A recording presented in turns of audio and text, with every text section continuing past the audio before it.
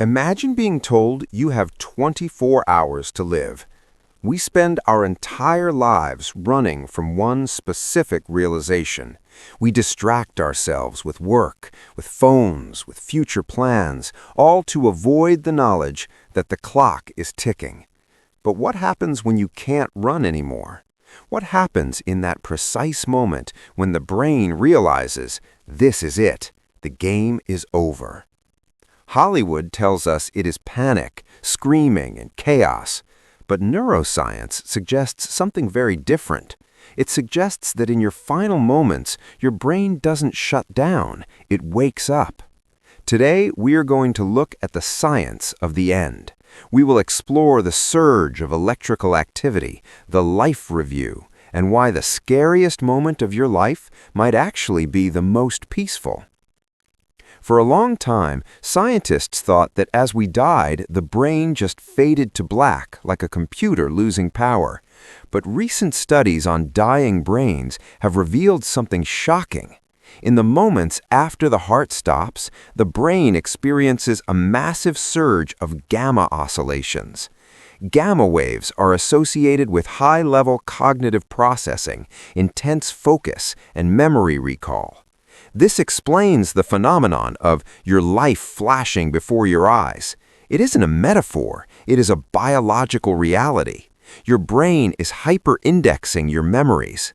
Some evolutionary psychologists believe this is the brain's frantically searching through your past for a solution to the threat of death. Others believe it is the brain's final attempt to catalog who you were. You aren't fading away, you are becoming more you than you ever have been. Then there's the chemistry. The body knows when the end is inevitable, and it has a built-in mechanism to handle the terror. As the end approaches, the brain releases a massive cocktail of neurochemicals, endorphins, serotonin, and dopamine. This acts as a powerful anesthetic. This creates a state of detachment and euphoria. It explains why people who have had near-death experiences often describe a feeling of immense peace, not fear. We also see a phenomenon called terminal lucidity. Patients with severe dementia or brain damage who haven't spoken in years will suddenly regain total clarity in their final hours. They recognize family, they speak clearly, and they say goodbye. It is as if the brain rallies every last drop of energy for one final, perfect performance before the curtain falls. Finally, psychology points to the shutdown of the default mode network. This is the part of your brain that houses your ego. It is the voice that worries about taxes, social status, and the future. As oxygen fades, this network goes offline first. When the ego dissolves, the boundary between you and the rest of the world vanishes. The fear of death is actually the ego's fear of ceasing to exist.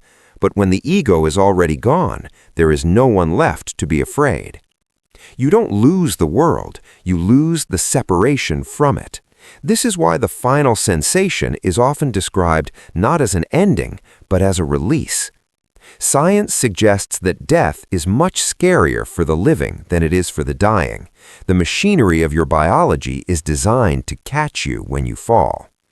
The life review is going to happen. You are going to watch the movie of your life in hyper definition.